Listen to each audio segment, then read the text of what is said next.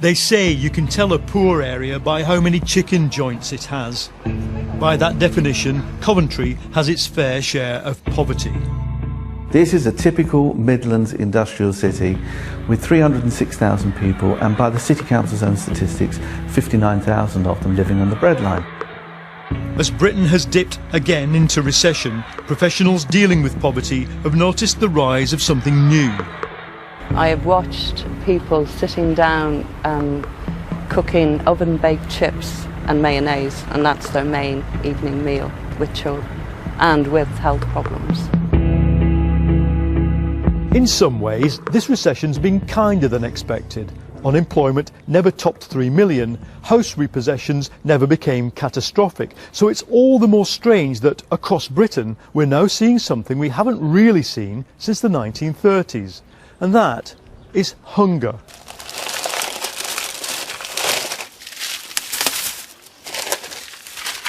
This is what it looks like when somebody else gets to pick the food your family is going to eat.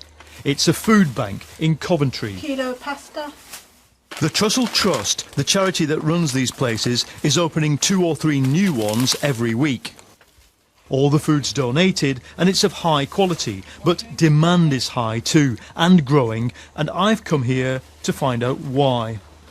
Can I go through? Yeah. This family, including a 4-week-old baby, have been referred here for an emergency food donation.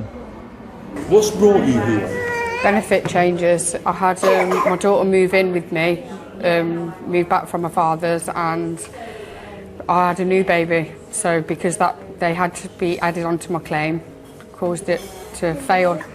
Too many children living in my house, and it's not working out on the computer. So no benefits are coming into the house? I'm getting my child benefit, that's it. Child tax credit for the rest of the children, but not two. So what does that mean in terms of food? Well, it means that I haven't got the money to go shopping. I'm just able to cover my bills and not get into debt at the moment. So if we went back to your house right now, what food would be in the cupboard? Rice, a bit of rice and some bread that I haven't got anything else in at all. This, it turns out, is not unusual. On top of people whose claims fail accidentally, there's been a massive spike in the number of people getting their job seekers allowance stopped temporarily, or sanctioned as it's called. 167,000 people in the first 3 months of this year. Going to DWP and asking for crisis loans, it's landing myself in more debt. I think I'm hitting like the £900 mark now of being debt because of my benefits keep being stopped and started, and just not knowing where I am with benefits at all. What you get here is food to feed a family for 3 days, and since it opened, the Coventry Centre has fed 10,000 people that way. For just under half of them, it's this problem of benefit disruption that's left them hungry. You know, we do some generic statistical analysis. We know that 43% of people who present at Food Bank, it's down to a benefit delay, a benefit change, or a crisis loan refused. It is reasonable to expect people to apply for a certain number of jobs per week. Yes, but if you fail that particular test and you have a sanction, the sanction can be there for weeks. Now the logic flaw in that is exactly where do you expect people to go and find money during that period if job seekers is supposed to be the point of last resort in terms of income? So often people's circumstances change, sometimes they just don't obey the rules of the benefit system. Yes, all of that happens as well. And you then find them walking through the door hungry. Well, effectively, we become the backstop to the welfare state system. Food banks don't feed people indefinitely. After 2 or 3 visits, they aim to get people into programmes that address the root cause of the crisis.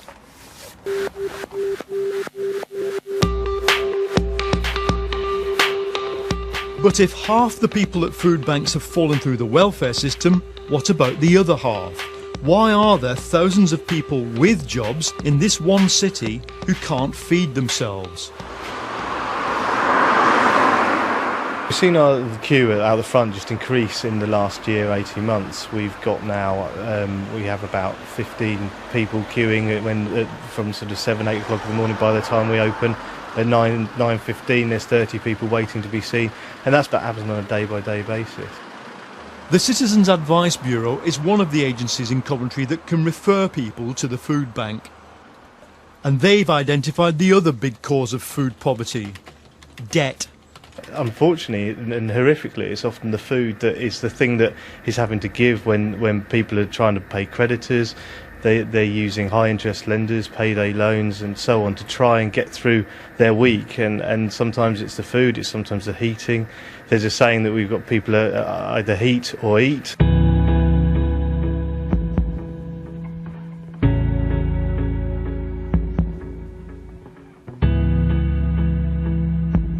Expensive credit for poor people is the new boom industry in Britain. As well as the pawnbrokers and payday loan shops, there are also doorstep lenders. The interest rates are massive. Many people struggle to pay them. But the question is, why do they end up prioritising debt over food? I'm going to visit one of our clients who, because of health problems...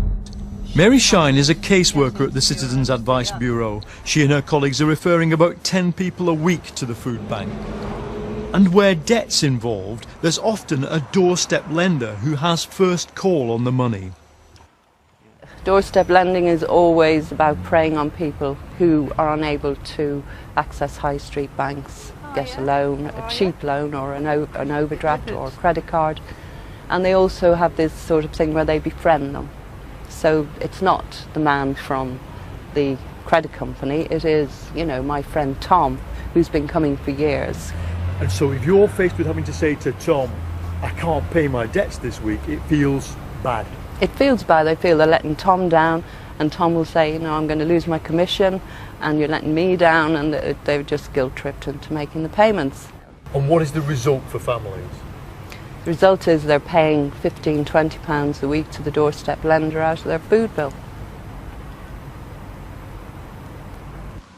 It's this priority given to debt repayment, not just doorstep debt, but council tax and rent arrears, that explains why even people in work end up at the food bank. Even now, there's not a lot of people that know that I use food bank.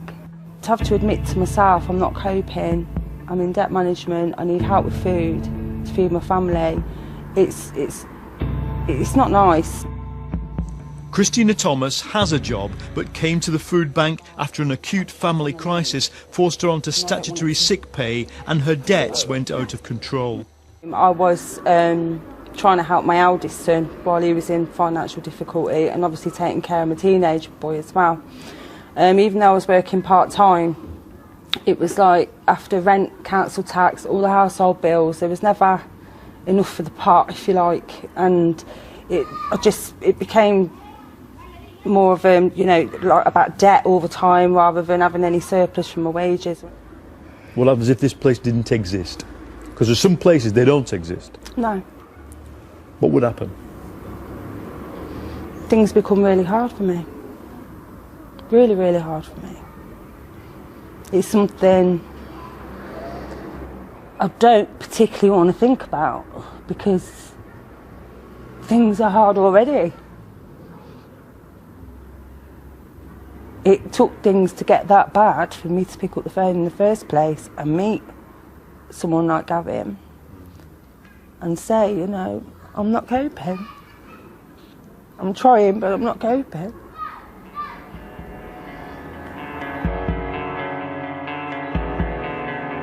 These are two stories from one food bank.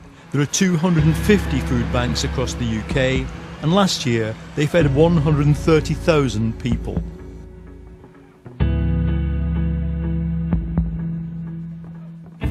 The welfare system is supposed to be a safety net, but on the evidence we've found, about half of all the hunger being officially dealt with is caused by people not falling through it, but being forced through it by the system itself. The real safety net is no churches and charity. And as benefits are cut and rules tightened, the food banks expect to be seeing a lot more people soon.